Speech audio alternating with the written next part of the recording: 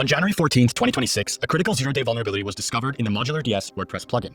At the time of discovery, it had already been exploited in the wild. The issue affected sites running vulnerable versions of the plugin across a large install base of over 40,000 WordPress sites, carried a CVSS score of 10, and allowed an attacker to gain administrator access. Before we dive in, if you're using Modular DS, update to version 2.6.0 or later. This incident has already been addressed, and the Modular DS team did an exceptional job responding both quickly and responsibly, but more on that later. What is Modular DS? To set the context here, it helps to understand what Modular DS is. Modular DS is a software product designed to help manage multiple WordPress sites, monitoring, updating, and performing remote tasks, all from a single central place. Their WordPress plugin serves as the bridge between the individual WordPress websites their users manage and the central Modular DS platform, which runs at app.modulards.com. Simply put, in vulnerable versions, an attacker could trigger a flow that was designed for privileged users to automatically log into WordPress websites without needing credentials. Functionality like this is a common feature of similar solutions, as well as some hosting providers. It's typically even given a name like auto login or magic login. Timeline. On January 13th, exploitation attempts were observed in the wild. In this case, a report came in from WP1's support team with attacks first detected around 2 a.m. UTC. On January 14th at 7:50, Patchstack received a possible exploit notification. On January 14th at 9, the vulnerability was confirmed, and CVE 2026-23550 was assigned. At this point, a mitigation rule was created, meaning any hosting providers partnered with Patchstack and direct Patchstack users were immediately protected by RapidMitigate. On January 14th at 9:26, the vendor patch version 2.5.2 was released 82 minutes after initial notification. On January 14th at 11:30, we published a full public advisory along with a technical walkthrough covering what happened.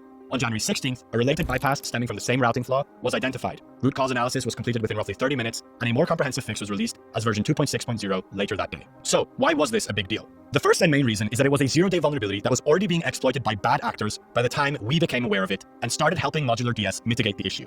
And secondly, it created a path to admin access through a permissive direct request mode, authentication logic that didn't strongly validate the requester, and a login route that could fall back to auto-login as admin. The combination of all of these things made it dangerous. Sensitive endpoints are grouped behind an authentication middleware, which is correct. This is what you'd want. However, the original design included a direct request mode intended for trusted, internal Modular DS requests. At that point, request identification relied on URL parameters alone, with no required cryptographic signature, secret, or allow list enforcement. This meant that parameters alone could cause a request to be treated as trusted. When this was the case, the authentication layer effectively allowed access as long as the site was already connected to Modular DS. In other words, it verified that the site had a connection, but it didn't strongly prove who was making the request. That distinction matters a lot because it can unintentionally make high-privilege routes reachable to bad actors looking for exploits like this. Several privilege routes existed behind that authentication logic, but the most severe one was the functionality that enables automatically logging into websites. Inside the login controller, the flow attempts to read a user ID from the request, but if it can't, it falls back to retrieving an existing admin user and logging in as them. So, in simple terms, what this means is, once an attacker could reach that route unauthenticated, they were immediately able to log into an individual site as an admin user.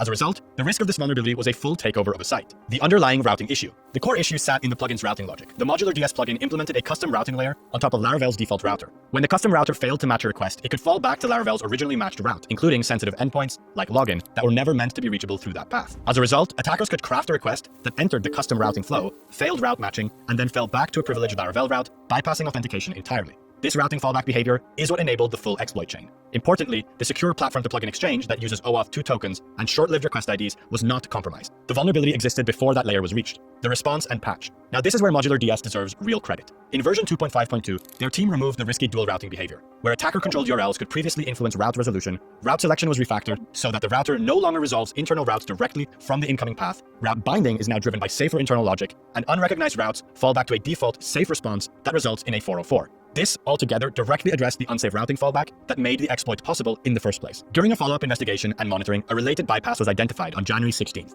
This was not a new vulnerability, but a continuation of the same routing logic flaw through a different code path. Rather than issuing another incremental patch, Modular DS implemented a deeper fix. In version 2.6.0, the plugin now uses JWT, JSON Web Token authentication, for all platform-to-plugin communication. Every request is now cryptographically signed, eliminating implicit trust based on request parameters and making impersonation significantly harder. Taking this a step further, the routing system was also redesigned to fully remove the conditions that allowed both bypasses to occur. All in all, a very strong response from their team. Once again, this is a good example of a vendor moving fast. But even when a vendor does react quickly, teams can't patch instantly, production changes need approvals, some sites break on upgrades, and hosting environments vary. Attackers do not wait. Patchstack issued a mitigation rule that protects Patchstack users and any hosting provider that works with us to provide protection to their customers. This means that before Modular DS was even able to release a patch, and critically for any sites that are still not running the latest version of the Modular DS plugin, those sites are still protected.